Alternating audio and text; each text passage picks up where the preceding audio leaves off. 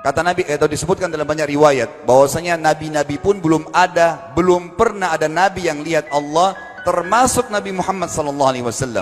Kita ambil dalilnya dalam hadis Bukhari. Waktu Nabi SAW pulang dari Isra Mi'raj, jemaah sekalian, Aisyah bertanya radhiyallahu anha, berkata, istri beliau, ya Rasulullah, hal tara rabbak? Apakah anda waktu Mi'raj ke langit, terima perintah salat, sempat lihat Tuhan anda enggak? Lihat enggak Allah itu bagaimana? Apa jawaban Nabi SAW? Nurun ala nur anna arah. Allah itu cahaya, di atas cahaya, terang sekali. Bagaimana saya bisa melihatnya? Artinya Nabi SAW mengatakan, saya sendiri belum pernah lihat bagaimana itu Allah. Contoh sebelumnya Nabi Musa alaihissalam. Nabi Musa waktu menerima wahyu Taurat, itu selama 40 hari, turun Taurat lengkap. Al-Quran 23 tahun baru lengkap. Kalau Taurat 40 hari, nunggu di gunung Tursina. Tursina sebuah wilayah di Mesir sekarang. Itu banyak gunung-gunung batu, ada satu gunung batu yang tinggi, Nabi Musa nunggu di situ. Setiap hari Jibril datang turunin surah, turunin ayat gitu. Setelah berlalu 37 hari dari 40 hari menunggu Taurat turun, Nabi Musa alaihissalam tiba-tiba bertanya kepada Allah, mengatakan begini dalam Al-Quran, A'udzubillahi minasyaitonir rajim, Rabbi arini anzur ilaik. Wahai Tuhanku, izinkan aku melihatmu. Aku beriman kau ada ya Allah, tapi aku ingin lihat kau bagaimana. Allah menjawab, tidak mau mengecewakan Nabi Musa. Sebagai manusia Allah mengatakan, lan tarani. Perlu anda tahu dalam bahasa Arab jemaah sekalian ada 3 kosakata la, tidak yang berarti tidak. Ada la biasa artinya tidak, ada lam dengan mim, lam artinya tidak pernah, ada lam dengan nun, lan artinya tidak akan pernah. Allah mengatakan apa? Lan tarani, kau tidak akan mampu melihatku hai Musa. Tapi Allah nggak mau kecewain Musa. Ternyata Musa selama 37 hari jemaah sekalian kagum-kagum lihat gunung-gunung batu di situ. Pergantian siang malam, burung-burung yang terbang, air yang mengalir di lereng-lereng gunung. Lalu dia mengatakan, Allah mengatakan apa? Walakin unzur ilal jabal fa in istaqarra makanahu fasawfa tarani. Coba kamu lihat gunung-gunung batu di sekitarmu hai Musa. Kalau mereka bisa menampung kedatanganku, kata Allah, kau akan bisa melihatku.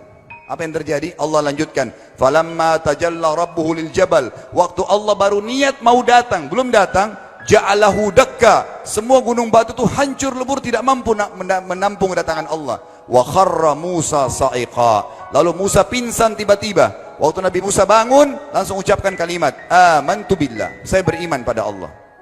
Berarti fakta lapangan, nabi-nabi aja belum pernah lihat Allah. Masih pertanyaan lagi jemaah sekalian, kenapa Allah nggak bisa kelihatan? Saya akan jawab dan tolong ini jadikan sebagai pegangan hidup.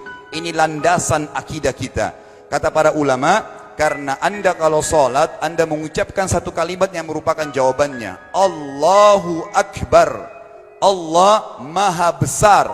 Akbar adalah siga mubalaghah dalam Islam. Sesuatu yang melampaui batas. Maha Besar. Kita terangkan. Kata Nabi SAW, perumpamaan bumi yang kalian tinggali ini dibanding dengan langit pertama di atas kepala kalian ada 7 lapis langit. Allah mengatakan sab'an shidada, 7 lapis langit yang kokoh. Alladzi khalaqa sab'a samawatin tibaqa, yang menciptakan langit tibaqa bersusun 1, 2, 3, 4, 5, 6, 7. Allah di atas langit ke-7. Kata Nabi SAW, perumpamaan bumi yang kalian tinggalin dibanding dengan langit pertama di atas kepala kalian, ibaratnya seperti cincin yang dibuang di padang pasir.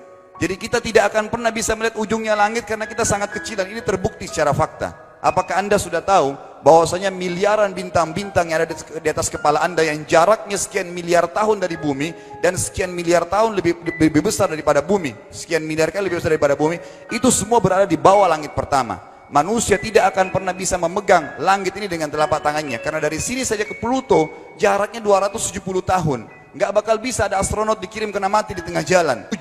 Jaraknya jauh sekali bintang-bintang, dan semua berada di bawah langit pertama. Kata Nabi SAW, di atasnya ada langit kedua besarnya, digabung antara bumi sama langit pertama seperti cincin dibuang di padang pasir. Langit ketiga, 2, 1 dan bumi digabung tiga-tiganya, dibanding langit ketiga seperti cincin dibuang di padang pasir, sampai langit ke-7, 5, 6, 4, 3, 2, 1 dan bumi 7 digabung, dibanding langit ke-7 seperti cincin dibuang di padang pasir. Dan langit yang luas ini jemaah sekalian dipenuhi dengan makhluk Allah yang lain namanya malaikat. Dalam hadis Bukhari kata Nabi SAW, waktu saya sedang dimi'rajkan ke langit, tidak ada 4 jari pun ukuran di langit yang luas itu, kecuali saya temukan malaikat yang sedang ruku atau sujud, penuh dengan jumlah mereka. Anda tahu malaikat itu ada namanya nama kelompok, seperti Raqib Atid itu kelompok. Di bawah Raqib banyak miliaran malaikat, di bawah Atid miliaran malaikat. Sama dengan Munkar Nakir, ada memang nama kelompok. Makanya kalau manusia 5 miliar, Raqib Atidnya 10 miliar. Raqib Atidnya 10 miliar. Lalu kata Nabi SAW, di atas langit ke-7 ada Sidratil Muntaha. beras air digabung antara 7 lapis langit dan bumi. 88 hanya seperti cincin di bawah di padang pasir. Di atas Sidratil Muntaha ada sebuah lautan yang Allah ciptakan. Lautan itu besarnya digabung antara Sidratil Muntaha, 7 lapis langit dan bumi. 88, 99-nya seperti cincin dibuang di padang pasir. Makanya kalau Anda baca Quran, Anda baca ayat wa kana arsyu 'alal ma', singgasana Allah di atas air. Ini maknanya. Air adalah ada lautan. Lalu kata Nabi SAW, arsy-nya Allah di atas lautan itu singgasananya Allah. Besarnya digabung antara lautan, Sidratul Muntaha, 7 lapis langit dan bumi. 10-10-nya hanya seperti cincin dibuang di padang pasir. Anda sudah hafal ayat kursi? Apa artinya? Ayat tanda-tanda kebesaran Allah. Kursi itu artinya bukan tempat duduk, tapi tempat pijakan kaki raja di singgasana. Kalau raja ingin naik singgasananya dipijakan kaki, itu namanya kursi. Kita baca apa? Wasi'a kursiyuhu as-samawati wal ard. Pijakan kakinya Allah saja sudah menutupi seluruh langit dan bumi ini. Jadi kita mustahil bisa Allah karena besarnya Allah Azza wa Jal. Tinggal kita tutup jemaah sekalian. Kira-kira lalu bagaimana saya berhubungan dengan Allah? Jawabannya sederhana. Anda lingkari namanya Allah, ini Tuhan kita. Yang menyembah selain Allah kafir, yang mempartisipasikan Allah dengan makhluknya, masih sembah berhala, kuburan, jimat, namanya syirik. Dua-dua nggak boleh.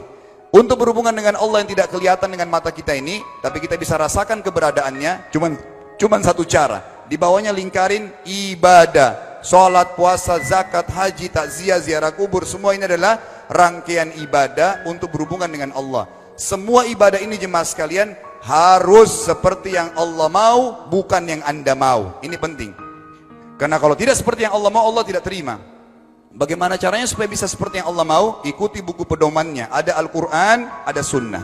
Yang beribadah keluar dari dua pedoman wahyu ini tidak akan diterima oleh Allah. Seperti Anda kalau kerja di perusahaan, pimpinan perusahaan kasih peraturan. Senin pakai baju kuning, Selasa baju hijau, Rabu pakai baju hitam. Datang jam 7, keluar jam 5 sore. Ternyata Anda tidak. Hari Senin Anda pakai baju yang hari Rabu. Datangnya jam 9, keluar jam 2 siang. Dikeluarkan oleh pimpinan atasannya. Itu baru peraturan manusia.